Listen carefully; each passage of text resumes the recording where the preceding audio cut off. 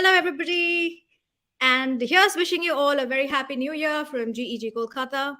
And the guest here today needs no introduction, and he is known uh, quite popularly all over India and in all the GEG circles, and that's Nate Gildart.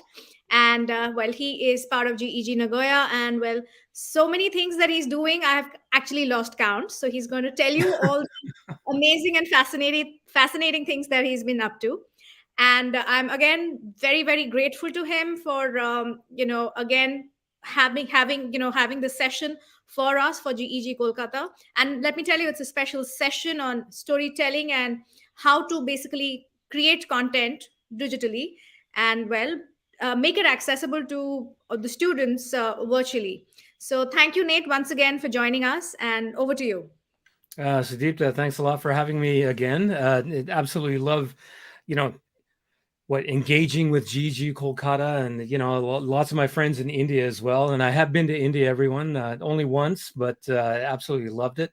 And I do have Indian colleagues as well that I've worked with, and students and that kind of thing. So you're not that far away, to be honest. And like Sudipta said, the storytelling is something I love. I mean, today we're going to talk about digital storytelling and creating digital content and that kind of thing, whether you're a teacher or whether you're a student. But every human being on this planet has a story, and that's kind of why I like storytelling. What I love about digital storytelling is that we can share it with the world, and we can learn from others, and we can teach others. It's just I just love it. So I'm looking forward to the session tonight. Thanks for having me. So are we. Thank you so much, and let's begin. Shall I share my screen and just kind of jump in, or? Sure. All right, sounds good. Just let me share my screen here, everyone. And as I do this, I do want to make a note that I'm going to be jumping in and out of this slide deck. Sudipta is going to share the slide deck link with you, so you'll be able to click on all the links that I'm clicking on and things that you're going to see. So you can check them out for yourself when you have a little bit more time. The point of today is not to teach you how to use all these tools, but the point is to let you know that, hey, this stuff is out there, and here are some ways you can use these tools. And I'm going to give you some teacher examples from myself, mostly myself, a couple of others, teachers that have given me permission to show their stuff, as well as students and things that they have, produced, things that they have made, which I have also gotten permission to use as well. So I guess what I'm saying is, please don't feel overwhelmed. If you're like, oh, I want to do that, I want to try that. Oh, man, that's so cool. It's too much. People can get overwhelmed when you have a session where somebody's throwing all these ideas at you. The thing that I think we all have to think about is, I like that idea.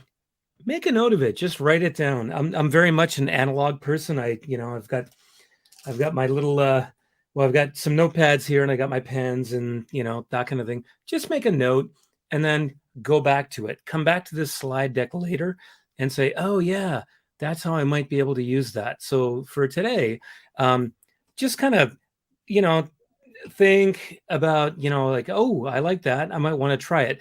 Sudipta is going to interrupt me, and Sudipta, please feel free to cut in audio and say, hey, somebody made a comment on YouTube, but I do have my phone, so I'll be paying attention to you and comments on YouTube, and I'll answer your questions, but please, Sudipta, interrupt me, and I'm happy to answer questions. So yeah, this is digital storytelling, content creation, and that kind of thing. You know what? I've got GEG Asia Pacific in there. We just had an event on Saturday and Sunday where we have people from Asia Pacific, in multiple countries and multiple languages, just sharing ideas. So please feel free to Google GEG APAC, APAC, Google Educator Groups, Asia Pacific, and look in your local area, like where there's a Google Educator group, because there are people just like you that want cool ideas. We're not all about technology. We combine technology and pedagogy. All right. So very quickly, a little bit about me. I'm actually from Canada, but I've been living in Japan for over 25 years. I've been teaching at international schools for most of that time. I teach diploma program history and middle years program individuals and societies. So I'm an IB teacher. And I do educational technology consulting on the side. So I was an Adobe education leader. Now it's Adobe Creative Education Leader. Just found out today, changing the brand. A Google Earth education expert, Google trainer, innovator, and that kind of thing. I do encourage all of you, if you really get into educational technology, do the online training for different companies and badges, because it helps you get a deep dive into all of the things, not some, all of the things I'm going to be showing you today. And you can be, like Sudipta, myself, presenting for people and your colleagues and that kind of thing. And the most important thing is you really get into it and you really, grow to love it. All right. And you can find me on Twitter, Facebook. Sudipta is going to put my links in and things like that in the chat. So I won't go on with that. And I was right about the long list of things and the fascinating things that you've been up to. So, like I said, that I've lost count. And so, thank you for sharing that slide so that the audience actually gets to see the different types of things that you've actually done. And it's really inspirational. And you've been quite a motivation for a lot of people, trust me, because they see the kind of things you're doing. And, like you rightly said, it's important to, branch out and, take the online training, and that's definitely very, very helpful. So thank you You know, once again. Sudipta, the best thing about the online training, you could learn these online tools on your own, but when you Right. do the EdTech badges, what I find is that your community grows, right? And you Right. meet so many interesting people, like you and I met, through Google, right? Exactly. And there are so many interesting teachers out there that are doing cool things with good ideas, and you can connect your classes, you can connect teachers. We connect classes where, if somebody reaches out to me and says like, I want to do something with a grade 5 class. I don't teach grade 5. I teach, middle school, upper middle school, and high school. But I was like, but I know someone who I can Yes. connect you with. Yeah, it's so That's important, right? Sorry. absolutely. Yeah, and then that's it. It's the fostering of community and that kind of thing, right? So, yeah, one part is I get better at using digital tools in my classroom effectively, not using tools just to use it, but effectively so that my students are learning. So it's all about the learning, not about the tool. And that's another important thing here.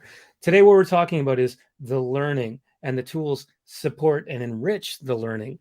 Um, and again, the building your professional learning network, your PLN, right? I mean, it's just a wonderful community. So today we're talking about digital storytelling, digital content creation.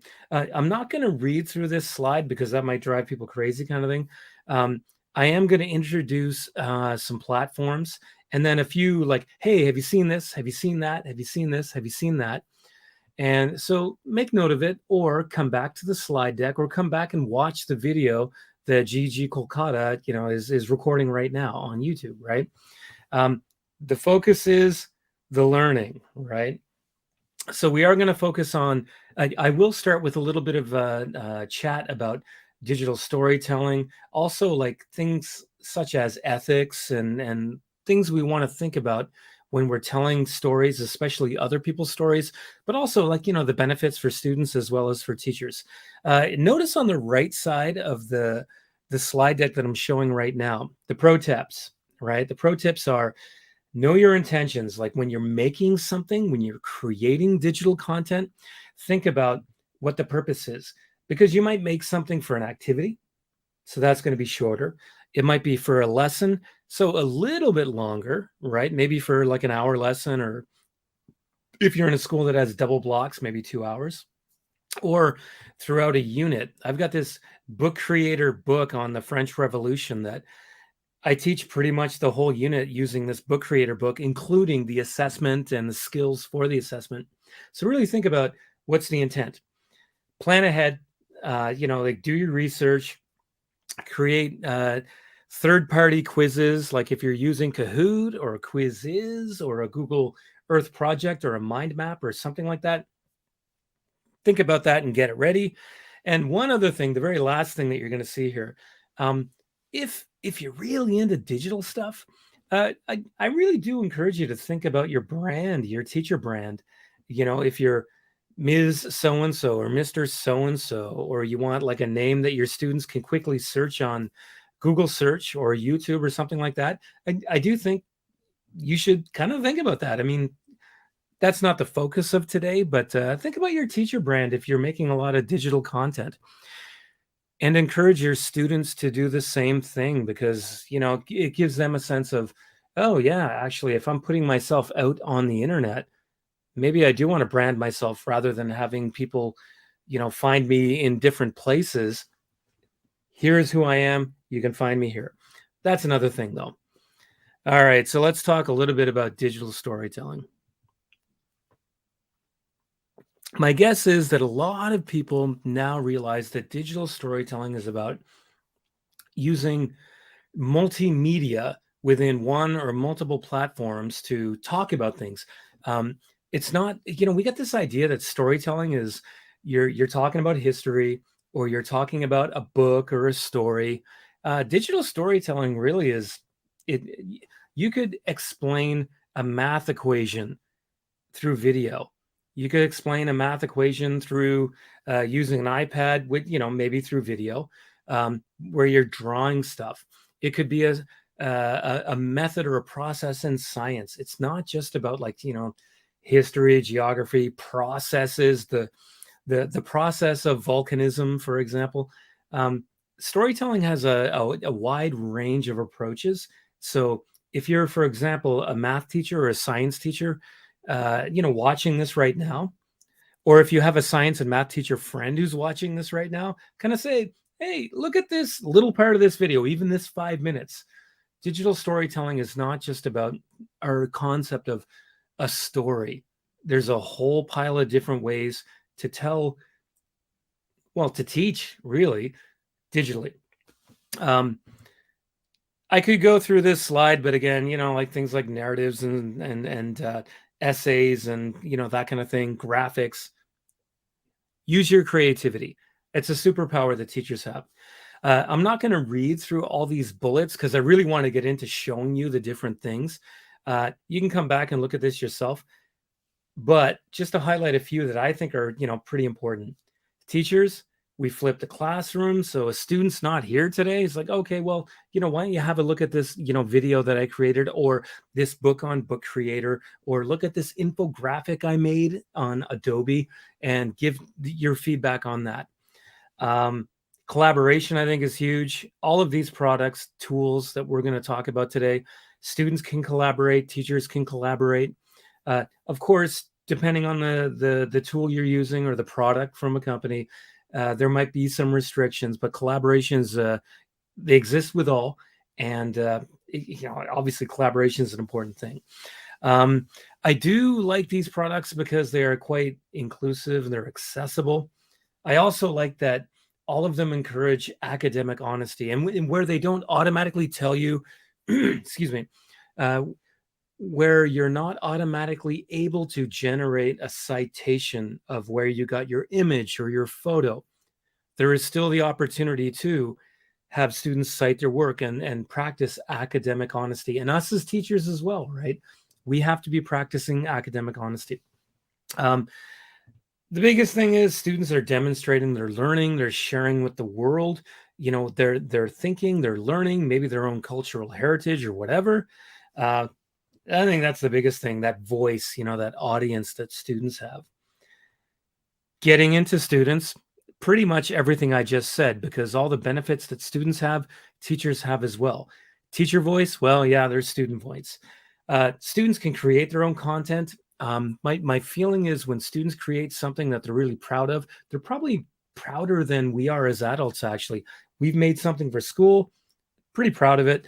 But when students make something that's pretty remarkable and other people are learning from, I mean, that's pretty powerful, right? It's pretty impactful. When students create things that are shared with the world, they do have an authentic audience. But also, if they create something that you only share within your school, because, let's be honest, right? Some schools have pretty serious restrictions on what can be shared with the outside world. But even if students, let's say in grade 6, create something and they share with students in grade 4, they do have an authentic audience. Other people are looking at it. Ideally, they're getting feedback from those students in grade 4, uh, but they have an audience. If it's just for the teacher or their parents and for a grade, well, they're not going to be as motivated. But when they know that this is going to be shared with other people, it raises the level of motivation. It also raises the level of anxiety. But we can talk to students about that, can't we? And it's like, yeah, but you're going to be able to teach these kids in grade 4 how to use this.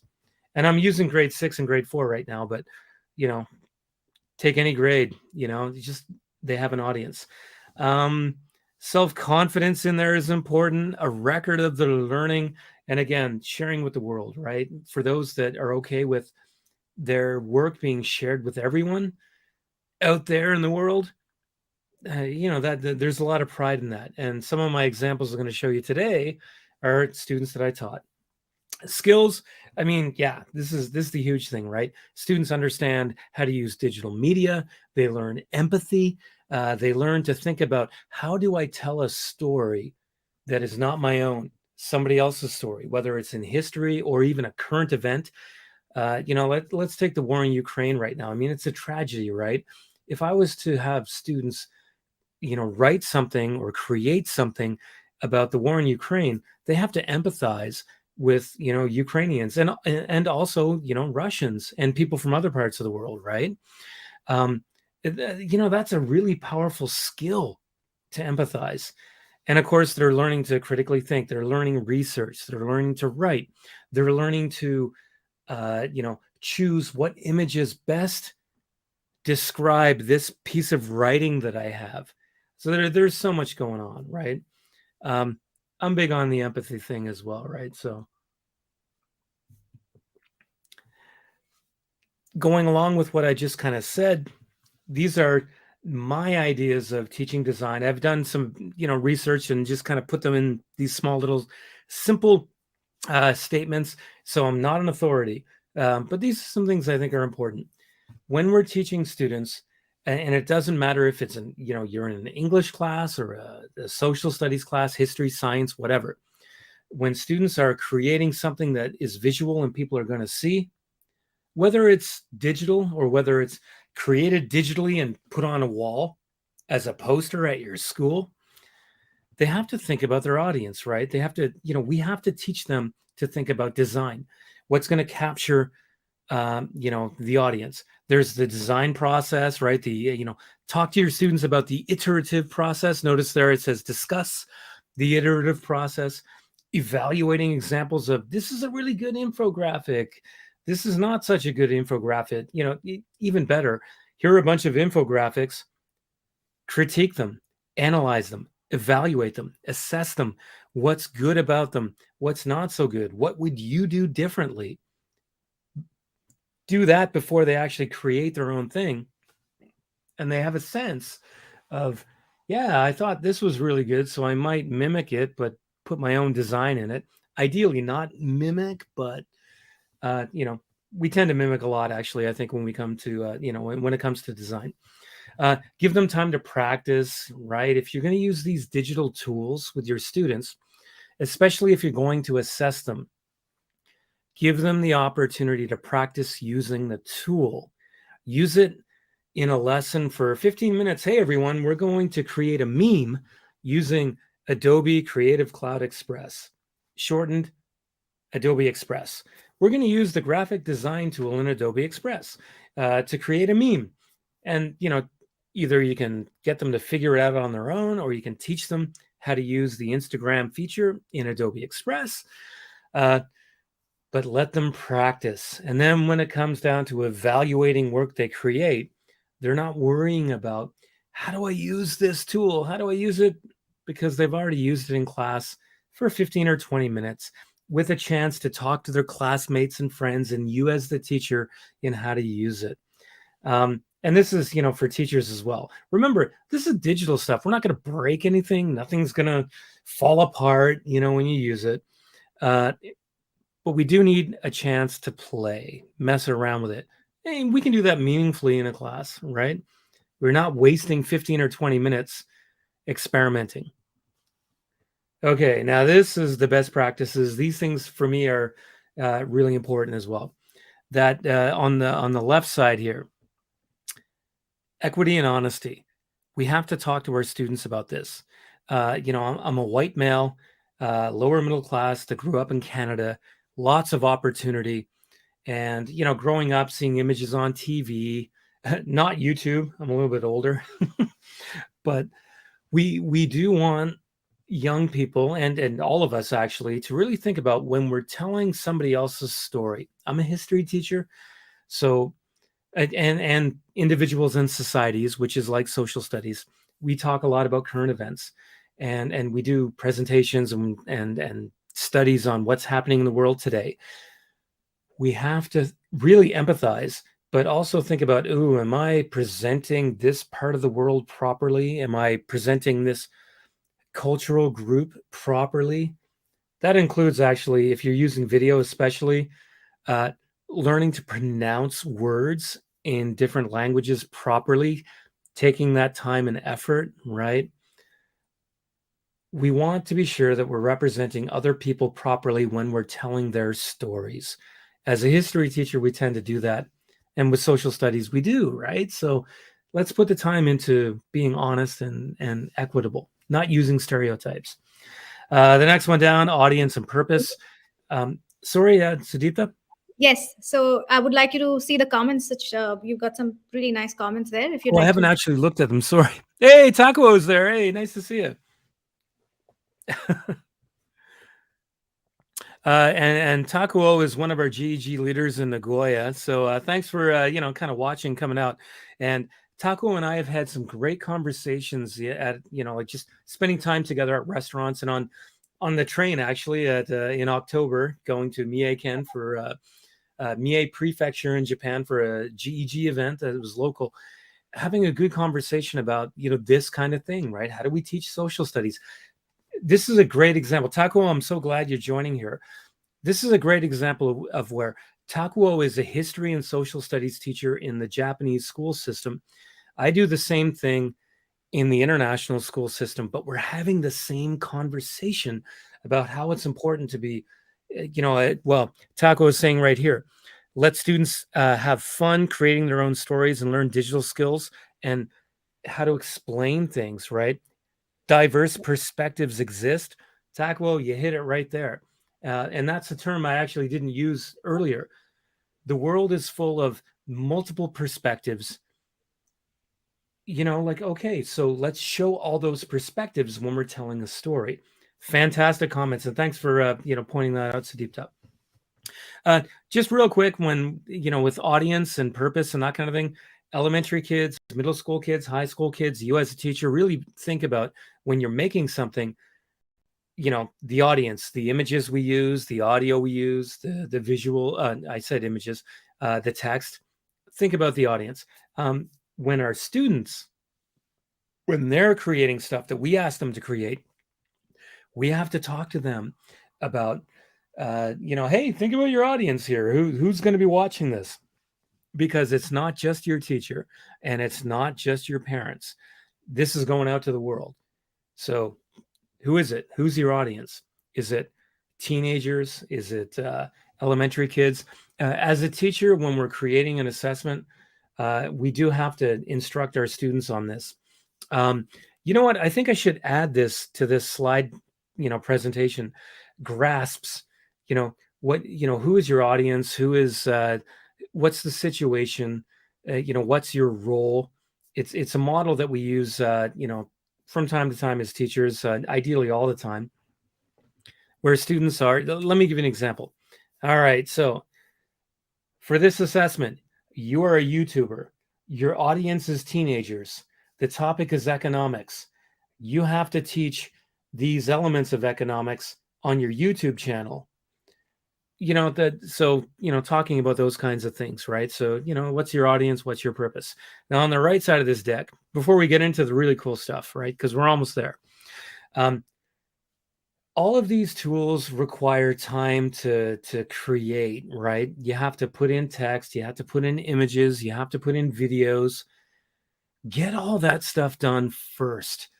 because if you have that stuff done first, when you go to use the digital tool, and this is for students, not only teachers, students, everyone, get all the research done, your writing done, create links for the images you want to use or for the videos you want to use. Because when you go to make the tool, if you want to make a book in Book Creator or a tour on Google Earth projects or something in Sutori, if you're going to make that stuff, get the hard work done first and then start quickly creating your digital tool. Why? Because sometimes you might have a problem with a digital tool that, oh, I don't know how to do this. I'm not sure how to do that. It's a lot easier if you're not worrying about my content and my links and my videos. I got all that done. I can take about 10 more minutes to figure out how to embed a video, how to upload a link, how to do this. Get the hard work done first. And again, at the bottom, be consistent, show your citation, do all that. I mean, be academically honest. All right. And Taco's got another comment in here. ICT-based communication allows us to do so much, doesn't it? Yes, I agree. And we can learn from one activity. But yeah, exactly. One simple activity, we can learn a lot. I've got some examples in here. Okay, I'm not quite there yet. Copyright free. There's loads of copyright free stuff out there. So, Pixabay Pexels for images, Bensound, Artist.io. I've got something on YouTube Audio Library later, but I think I'm going to click on this right now. This idea right here is that we ask students to create slide presentations or presentations for the class or videos. And we ask them when they make videos, especially, to have background music, right? Okay, you can't just use, Taylor Swift's most popular song or, like the best BGM from the hottest Bollywood movie, right? We had to get permission. There's lots of copyright free stuff out there. Even if you use copyright free stuff, cite it. Let people know where you got that. One thing that I do realize is that people don't know the YouTube Audio Library. This is the coolest thing ever. And yes, it's absolutely free. And no, you do not actually have to cite unless it's explicitly mentioned within the artist. But you should cite where you got your background music anyway. So, picture yourself, your students are going to create a video. Where do I get my background music? YouTube Audio Library. So I'm gonna kind of hone in right here. This Thank you search for that. filter. Thank you. Nate, thank you for that suggestion, because a lot of times I feel, the students are a little ignorant when it comes to what is copyright and what is copyright free, and what they can use. So I feel as educators, this is something we should definitely be telling the students and telling them exactly where all to pick up copyright free resources. So thank you for sharing that. Well, I think it's important, right? And let's you just hit it right there, Sudipta. As teachers, we have to let them know, because let's think about it. Our students, most of them, their parents are not teachers. So they're most likely they're not making videos that are going out to the world. They're not making audio that goes out to the world, podcasting and that kind of thing. So their parents aren't really talking to them about this. We as teachers should, and we have to model it as well. So I'm with you. Absolutely. So, all right. So search filter in YouTube Audio Library. Click on that little thing right there. You can search by, title, if you know it, genre, and that. Let me go with genre. Let's say I want some ambient music for whatever. All right, tap on that. I've got my ambient music. Let me tap on duration. So I've got, let's say my video, I've finished my video, but I need the right background music. Click apply. So now I've got ambient music for the most part that's or things that are longer than 2 minutes. Let me just go with genre here, ambient. Apply that. So now I've got my ambient music that's longer than 2 minutes. I can tap on this. I realize people aren't going to be able to hear because jumped out of the tab. Uh, Trust me, it works. Play with this yourself. Over here, all you have to do is click download, mouse over it, and you'll see, well, if you tap on it, it's automatically going to download for you. But you have the artist's name right there. If you tap on that, then if you tap on that, actually, you're going to get the artist, and then you can give proper citation and that kind of thing. Let me, come back here. Again, cite the people that made the stuff. Anyway, I wanted to point out the YouTube audio library. I think it's really cool. And again, lots of copyright-free images and stuff like that. Okay, Sudeepta, are you ready? Now we're going to look at some examples using different tools. Sounds good. So Adobe Creative Cloud Express used to be called Adobe Spark. It's been Express for a couple of years now. So I'm thinking I might want to take out formally Spark, but sometimes people say, is that Spark? It sounds like Spark. So Adobe Creative Cloud Express, basically, it's free. And the free version, honestly, is quite good. You can do a little bit more. You can do everything with the free version that you can do with the paid version, except collaborating, and you don't get as many options for design. But honestly, the free version is quite good. My recommendation is start with the free version, get excited about it, and then get the paid version for your school.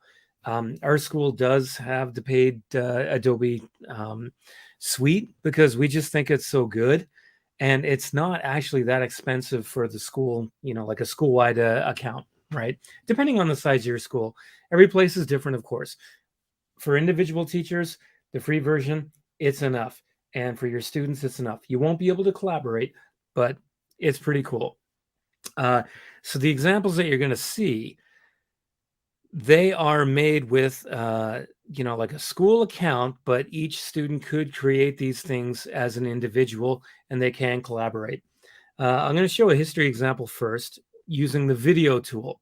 What I want you to notice, I'm not going to show the whole video because that would drive everyone crazy.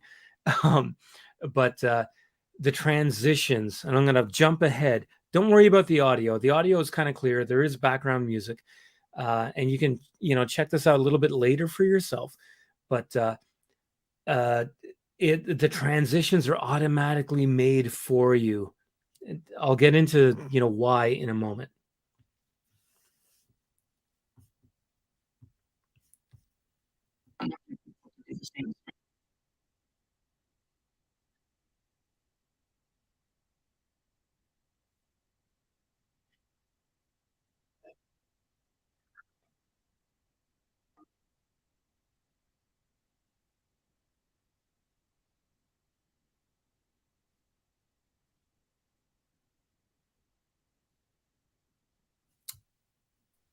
Okay, so I'm going to stop at that.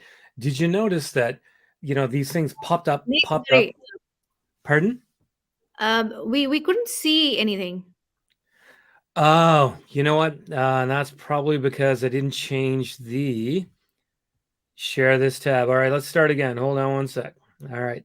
Thank you, Sudeepta. European countries did not want their people to do the same as France, so they tried to make it seem useless to revolt. This cartoon was drawn by James Gillray on December 21st, 1792, which was during the French Revolution.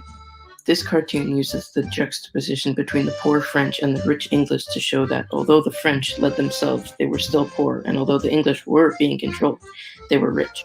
It uses... Okay, now I'm coming back to the other tab. So you can see the slide deck now, right? Yes. Okay, good. All right. So did you notice that there were these, the image was the same in the background, but the words popped up, right? So that's the nice thing about Adobe Express with the video tool. You do have several different options in terms of, themes and things like that. And you have some options in terms of the fonts that you want to use, that kind of thing. You can put video in as well. I'm going to show you an example in a moment. The good thing about Adobe Express and their video tool is that all of those transitions are made for you within the theme. You have options for background music, but you can upload your own music as well. You can adjust the sound, and you can record your own audio. The important thing with it is you don't have a lot of options, so that the students are focused on doing their research, choosing their visualizations, choosing the words and text they want to use, and the narration of their audio. So they're not playing around. I mean, I really do believe iMovie is great, WeVideo. I'm Adobe Premiere Pro, Adobe Rush. I think it's great. What I like about Adobe Express and the video feature of it is that you don't have a lot of choices. So they can focus on their research, their writing, and then quickly put it into a video. And they're not stressing out or worrying about, creating this amazing video with crazy transitions and this and that. They're focusing really on the learning and the presentation. They have limited options, but they do have choice. And it's quite effective, and it looks quite good, just like that political cartoon analysis that I was showing you. So let me show you an example of collaboration using this. So a faculty member of mine last year, teaching an economics unit within individuals and societies, wanted to do a group project where the students were creating a video, but needed to grade them. And I'm not actually sharing this tab. Let me share this now. All right. So if you can't see that, let me know, Sudipta. But so it's an economics-based project, and they have to be graded individually. But this teacher wanted students to work collaboratively and wanted them to be creative. So this is a great example of the result of that teacher trying to come up with something like collaborative but individual. The topic was mixed economies, broken down into small chunks. So each individual student had to do their own research, but they had to collaborate together to create a YouTube channel as a brand. And I'm not going to play any of these videos, but if you were to go through these videos, you notice my name is there. I have permission from students to use this, and so I've uploaded the different videos to my own channel, my private channel, mind you. But basically, the beginning and the end of every single video is exactly the same. And the transitions throughout every video are exactly the same. The fonts are exactly the same. Basically, what these kids did when they were in grade 10, they're in grade 11 now, but when they were in grade 10, they made their own little company, their own little YouTube channel, their own YouTube brand. And in each individual video, their voices are different, but the beginning and the end, the introduction and the extra, or the end, is always the same words, different voice, and throughout the video, different voice, but all the branding is the same. They made these, the Econ Queens. This that you're looking at right here, this was made, together. They collaborated on it using Adobe to decide, okay, we're going to make our logo is going to look like this, our name's going to be this. It's a great example of kids collaborating, but also where they did their own independent learning, study, research, and demonstration of their learning, but put it all together in one project. And I just have to say this, the girls that put this together, they presented for Adobe education leaders in Japan last year, just because it's so cool. They did such a good job. All It's right. pretty So, cool. oh, that's And a great. I love the color combination. And the fact that even though there is some symmetry that you see, as you rightly said, like the first slide is all the same in all Mhm. the videos, but the beauty of it is that it's all different. So there are differences in the similarities, and there are similarities in the differences. So it's beautiful, and it's actually a pretty amazing way for students to collaborate. And I think that, you just said that there, like the beauty and the difference, right? Each student, like, they had their own voice, they did their own research, but also, like, really they expressed it in their own ways. If you look at all those videos, you'll notice that the inflection and intonation and the enthusiasm comes out in all of them, but kind of in a different way. I mean, I know the students that made this. It wasn't my class, by the way, it was another teacher's class. But you can kind of like you can see that that student was really into this part of their 1 minute presentation kind of thing. It really is kind of cool. I'm going to show you a couple of really quick things. Here's an example as a teacher. So this is my own club, Model United Nations. I do a TED Club as well. I take videos of students when they're in clubs and when we're doing conferences and things like that. This took me about 10 minutes. Now, it took me 10 minutes because I know how to use the video tool. Honestly, I just threw it together. I took the video, threw it in. The point is you can use video in this as well, right? But notice how I put in the text and the video, and all the transition work and all that kind of stuff was done for me. I made the decision that I'm not going to make a crazy huge video using Adobe Premiere Pro. My video tool of choice is Adobe Premiere Pro. I absolutely love it. But for something really quick that I want to capture attention for students, to engage them with, this is what Model United Nations Club looks like. That's all I needed, I felt. And, hey, promote your clubs, promote a school event, promote a school service project. Oh, fantastic. Super easy. Let's see. I don't think I need to show the next couple. So let me just close a couple of these tabs I got going here. I'm not going to get deep into this, but Adobe Express also has a web page feature where I want to grab one that's, I don't think any of these are really great, to be honest with you. But I want to show you that, you can do this. One thing with Adobe that I do have to point out that they're working on, but it doesn't exist yet. You cannot collaborate in real time together. Two people can be logged into their Adobe account at the same time, but you cannot be logged into the same Adobe video or the same Adobe image or web page at the same time and collaborate. You can't do that. Adobe's working on that, but we'll see where it goes. But this is an example of an Adobe web page where all the transitions and that they're made for you, which I think is really cool. So just look as I scroll. This looks pretty slick, right?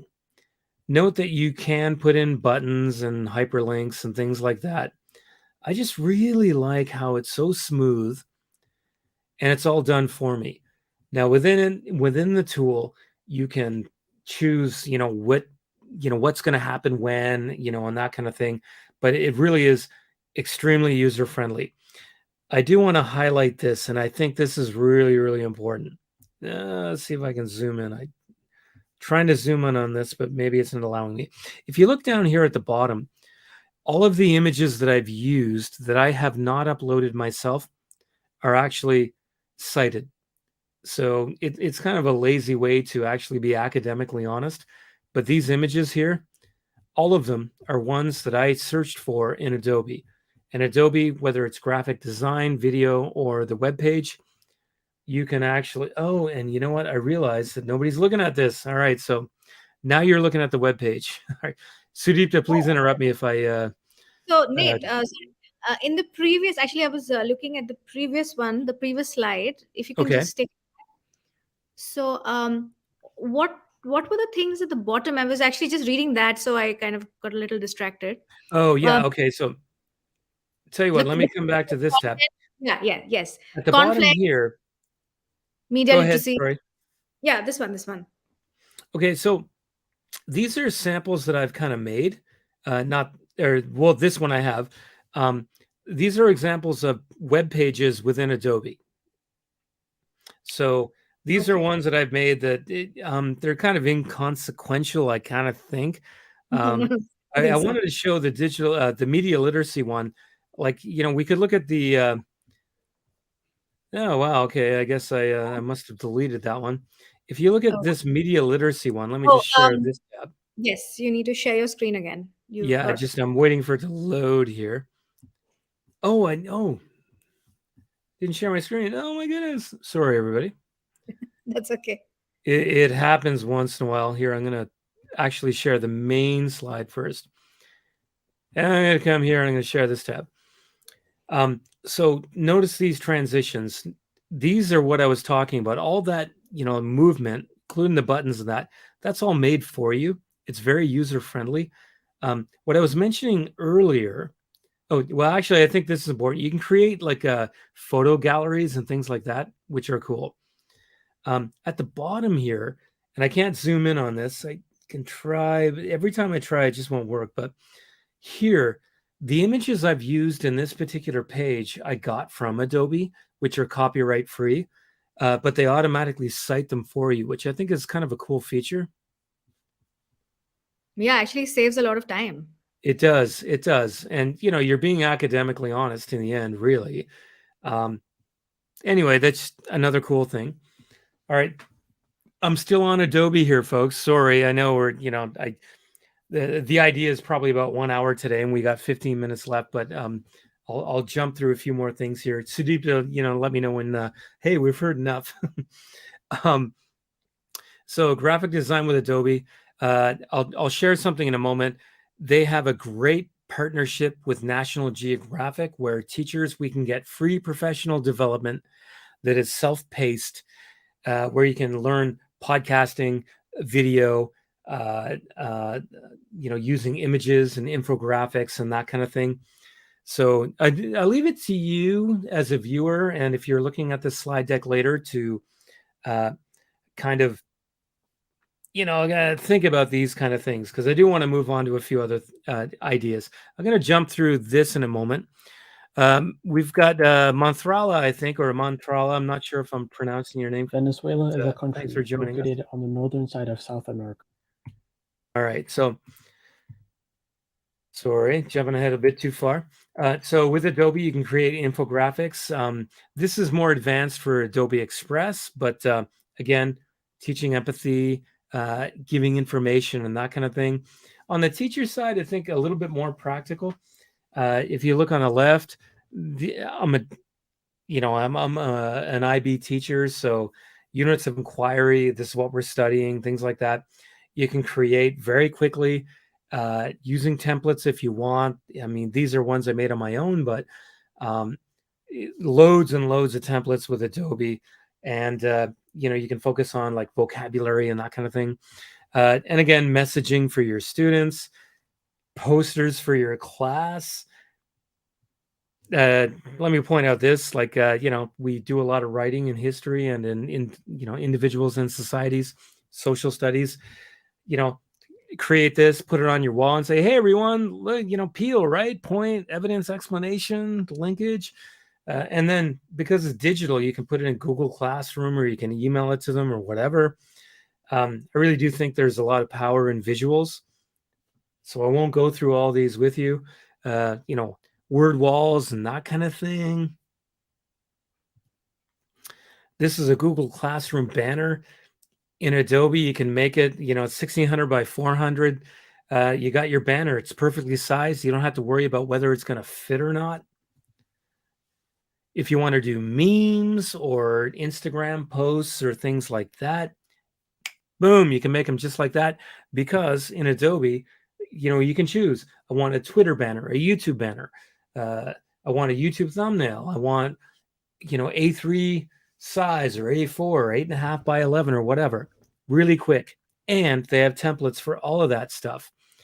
So I feel like I have to jump ahead. I do want to highlight this. Boom, National Geographic. Let me share this tab. If you click on that link, and maybe Sudipta, you can share this in the comments in YouTube and then with your people later. These are all free PD from National Geographic worldwide that you can do. This one right here, storytelling. This is the partnership that they have with Adobe. I got so many good ideas from that. I did about 1.5 years ago.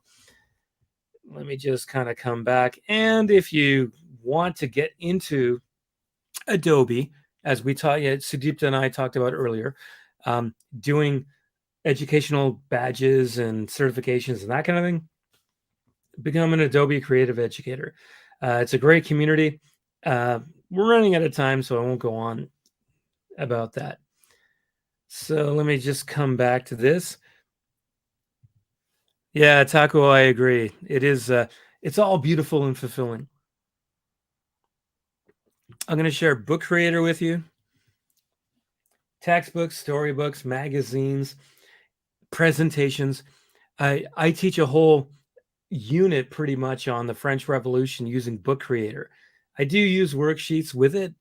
I'll show you an example in a minute. Book Creator has so many great ideas that are creative. Let me show you. All right, here's the one I just mentioned, French Revolution, right? So what I do is begin with an activity, right? So use your observational skills. They look at the Palace of Versailles. I've linked 360-degree images that are connected to Google Arts and Culture, actually. Hey, Sudipta, you know that very well, right? Taco, you do as well. So they can click on these, hyperlinks that I've embedded, and then they can kind of scroll around and in 360 learn a little bit, and it's embedded right in Book Creator. That's amazing. Oh, it's really cool, right? And so I can do activities where students are looking at images, like note here, what can we infer about them from these examples? So this is an example of where I have a worksheet where students are actually, looking at similar images within their worksheet, which is a Google Doc actually, and they can still look at it in Book Creator. They don't have all the images in Google Docs, so they're looking at both. Or, you could just use that for a class discussion, right? We get into quotes and things like that. Let me jump ahead though, because what I want to show is this. So now it's suddenly white. It looks kind of boring. I've got a video that I made embedded here, but this is the skill set that I'm teaching the students. So we spent about 2 days, 2 classes on the other stuff. And then I've actually got the assessment I'm getting them ready for, which is political cartoon or political illustration analysis right here in Book Creator. So they've got that one place to go, to go back and review and that kind of thing. And I've got lots of practice, throughout. This one, by the way, just as an example, just to let you know, here there's absolutely nothing written. I project this on the board and I actually use my whiteboard marker and kind of draw a few things. What do you get from this, and this? And then I write their ideas in this space right here. So that's another way that, you can use Book Creator interactively. And I do think I want to show you a couple more. Oh man, I'm thinking of time here. I want to show you, you can look at these on your own. Maybe I'll show you this one just to give an example of, regardless of your grade level, you can make it look like a book, make it more serious. This is a very serious topic, right? African American communities destroyed by their white neighbors throughout history in America, right? So this looks more like a very serious, book that somebody might look at. You can choose what you want. Book Creator has templates to be cartoony, or you can work from scratch. I think it's an extremely useful tool. And you can become a Book Creator ambassador as well, right? In fact, I do believe You make your history classes come alive, don't you? Pardon? I'm saying you surely make your history classes come alive, don't you? Because this is just so fascinating. Okay, you know what, Sudipta, I'm glad you said that. I appreciate it. But here's the thing. So some of the samples you're looking at, not all of them, but most of them, I've been teaching the classes for about 4 years. So Right. my grade 10 individuals and societies class now, I'm teaching for the first time. I've taught the history before, but the material and the way it's taught in the IB system, I haven't done before. So I don't have all this cool stuff. And this is why I was saying earlier, right? Take your time, everyone, choose. I don't have Book Creator for my grade 10 class because I haven't taught it before, right? So once I get everything done this year that is foundational and ready, then next year I'll start making Book Creator and Satori and Google Earth and that kind of thing. You got to take 1 or 2 years to get everything solid And then, yeah, you make the bells and whistles and you make it a little bit more exciting, you know? I want to be exciting like this with my grade 10 class. But I realize I can't because I sleep for 2 hours a day. So No, but even then, I think you're one of the most amazing history teachers, because history at times can be challenging for students, because uh, for them it's more like it's just about dates, isn't it? But then when you make them realize that it's not just about the dates, but what happened around those dates or on that date, and the significance of it, and how you make it interesting for them, actually that changes everything. So then their perspective towards history changes, and they realize that without the history there's no future. So the importance of knowing the history. yeah, and actually I'll add to that. Without the history, there's no present. Don't we want to know as humans where we came from? I Exactly. do. Why do I feel this way? Why do I have this way of thinking? Well, okay, all this past, was there. That's influenced me. I can choose how I'm going to think in the future. I can change how I think now, right? Yeah, absolutely. Yeah, history is fascinating. What I love about history, especially, I mean, this connects to everything, right? Science, math, and everything, but it's, life is all about, how do I say this? Now, what do I want to say? There's a history in everything, right? Um, I just, the history of money, the history of the food we eat, the cultures that we have. I mean, some of the books, if I go back here, like the story of Christmas, Valentine's Day, these are Western traditions, but Right. nobody knows really where Christmas came from and Valentine's Day come from. I've got a book creator book on April Fool's Day, just because I got curious, Lizzie, why is it on April 1st? People in North America make fun of each other, pull jokes and that. It's a human thing, right? Isn't it? It doesn't matter where you go in the world. Know that I've got some videos in there, that people can learn from. Bear with me here just for a little bit longer. Satori is something that I think is really, really cool. And Valentine's Day is coming up. Now, Satori, it's a paid platform. For the unpaid version, you can do a trial, for a few months, and you get all the bells and whistles and that. And then after you have to pay for it, I think it's got value. You can embed audio. You can create forums where your students reply to answers. You can put in images, video, text. What I like about it is it's got this kind of timeline thing where you can students can kind of progress, on their own kind of thing. You can put in quizzes. There's mix and match quizzes kind of thing as well. And if you wanted to, at the end, I'm scrolling down to the end here, you can embed other, like Kahoot or quizzes or whatever. Something I think is kind of interesting is you can also, as a teacher, use it as a presentation tool, which is the story of Valentine's Day. It's pretty versatile. I do like story a lot, actually. Don't use it as much, but that's more because of time, right? You got to choose what your platform is and what you're going to go through it. You can become a Satori storyteller as well. And I'll tell you, the guys in the UK that own Satori, if you contact them, they'll get back to you instantly. Get them on Twitter, send a direct email. The Ketchell brothers, fantastic people. I'll leave it at that because I know we're getting down to 1 minute. Sorry, Sudipta, but indulge me for a bit. Podcasting is. We're loving it. I'm saying, please take your time. We're loving it. Okay, cool. Happy to hear that. Podcasting, I think, is something that people are kind of afraid of. I'll be honest with you, I don't listen to a lot of podcasts, but that's because I cycle to school in about 10 minutes. I just don't have that lifestyle where I've got 10 minutes here and there. When I'm at home, I tend to read books or the news on my phone or watch the news on TV. That's my thing. But podcasting, I think it's a great skill for students. Again, it's storytelling, right? Spotify bought Anchor. So Anchor is so easy to use. I don't have a tutorial on how to use it, but hey, the wonderful thing about YouTube, there are tutorials out there. So this one right here, Indian Sock, that's our student podcast that we have.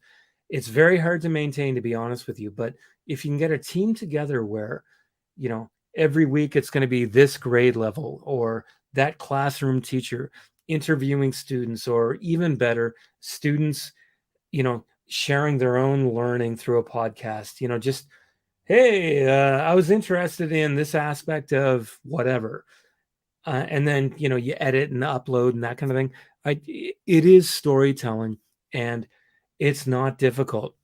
And I'll tell you, you do not need one of these condenser microphones. All you need is this, your earbuds, with a microphone. And you don't even need that, actually. Just a computer where you've got a quiet room where you can record audio. That is all you need. So I encourage people to, think about podcasting. I do feel that, Anchor, hosted by Spotify, is a really simple to use platform. I've actually had students, do a podcast with me during the pandemic where they were at home. We had our phones, we had our buds, we couldn't see each other, and we just recorded, the podcast and uploaded it. Fantastic. Google Geo tool. Nate, I've used Anchor, and as far as using it is it's concerned, it's really user friendly, very easy to use it. Ridiculously user friendly. And again, there's always YouTube videos that can teach you how to use this stuff, right? Okay. I'm going to get into Google Geo tools. I'm only going to go with Google Earth projects because I think it's, kind of time to wind this down a bit. Google Earth projects, great example of how you could teach history, science, geography, you name it. You can use the tab feature here where you could do a jigsaw activity with your students. And, one student's going to do Pompeii, another student's going to do Hisarlik, another student's going to do the Tomb of Tutankhamun and Luxor, and then teach each other, kind of thing. So you could tap on that, and then the tour goes to wherever it is, right? I never get bored of that. I say this every time I do this presentation on Google Earth. I just think this is super cool. Oh, this is so much that. fun. I mean, I just love it. When Yeah. you actually make a Google Earth tour, you can Mhm. force people to go down to the street view. Yes, that's great fun. And you've picked up my favorite, Tutankhamun, because I get to teach that as one of the lessons in my literature class as well. So Tutankhamun is my favorite. I'm dying to go to Egypt. I'm dying to go to Egypt. I really am. I think I've made the point with that, but I do want to make another point. In Google Earth projects, it's kind of hard to embed. You can embed, like a Google Earth form or a Padlet or something like that, but it's kind of clunky. So I always just put a quiz in. I think that's, kind of the best way to go. And let me share this tab. And again, I've got some, tutorial videos for you. I'm going to jump through these things, a few of them. I'm going to share one more thing here, 360 imagery, because I think it's kind of simple. I do want to share Expeditions Pro, but we're going to save that for another time, actually, if that's all right, Sadita. That's fine. ThingLink is something that, again, it's free, not so limited in what you can do for the free version. With a paid version, you can do a little bit more. In ThingLink, what I like about it is you have 360-degree imagery that from different cities and places, biomes and stuff like that you can choose from. The sample I'm giving you right now is a photo that I've taken, and I've embedded videos that I've taken, but you can upload photos. With the photos that you upload, you can add text. I've got limited text here, kind of thing. But if you look at some of the other examples I have, You can put more text in and that kind of thing. So ThingLink is something that allows students to use 360-degree imagery to tell stories. If they wanted to upload their own audio, they could do that. Oh, wait, and I'm not sharing the tab, sorry. So this is ThingLink. You can upload videos or create hotspots for videos, and you can put in images, and you can add text to images. There's one example of limited text, but you could actually put a lot more text in there. I've got a couple of examples. It's just, yeah, it's kind of cool, right? So you don't have to have your own 360-degree camera. They do have options that you can use. Not a lot, but not a little. So I recommend you kind of explore ThingLink as well. So I think we're going to end it right there, if that's all right. I'm going to come back to StreamYard. All That's right. been a lot, and we're like 5 minutes over, kind of time, but That's fine. We were so engrossed in watching all the amazing things you had to tell us, and thank you, really, Nate. This was really informative. So much to learn, not just as as educators, but I'm sure this is going to be helpful for the students out there who are obviously watching these videos. And so, thank you so much. And GEG Kolkata is forever grateful to have you, and the fact that you share so much of knowledge and information. Thank you so much. And we are going to look forward to inviting you yet again so that you can share all the more cool stuff that you are going to come up with in the coming months. And yeah, we look forward to hearing from you again. would love to. Maybe next time we can talk about Google Expeditions or take Google Earth projects and go take one tool and go kind of slowly. But again, as mentioned earlier, go slow. If you've seen something today that you really like, choose one thing, do it for the next couple of months, and then choose another one for a couple of months. Take your time, go slow. I've been doing this stuff for about 20 years now, like in terms of ed tech. It takes time, right? So take your time, find what you like, and don't overwhelm yourself with all these different ideas. I think that's kind of important, right? Yes, that's important. And I'm glad you kind of mentioned it, because a lot of times I feel, educators are a little overwhelmed thinking that, how am I going to incorporate all this in my, classes, especially now that we've gone back into the offline mode. But Yeah. I think you rightly, made it very clear to them that even someone like you are kind of creating that content, and then eventually you're going to be utilizing it and using that particular content, the digital content, with your students. So I think the most important thing for all educators out there is to just take time and not get overwhelmed. And I'm sure eventually that repertoire of resources is going to be there. And you know what? It's okay to say to your students, I played with this a little bit. I don't know it 100%. Yes. So you go and play, and we'll figure it out together. That's okay. And I think that gives street cred, so to speak. It, allows students to see that we're okay to be vulnerable. And, Absolutely. I don't know this 100%, but I think it's kind of cool. So let's figure it out together. And then, we can learn from each other, kind of thing. Young people love that when adults are kind of vulnerable and Yes. not That worried makes about being the expert. Exactly, and that makes us human.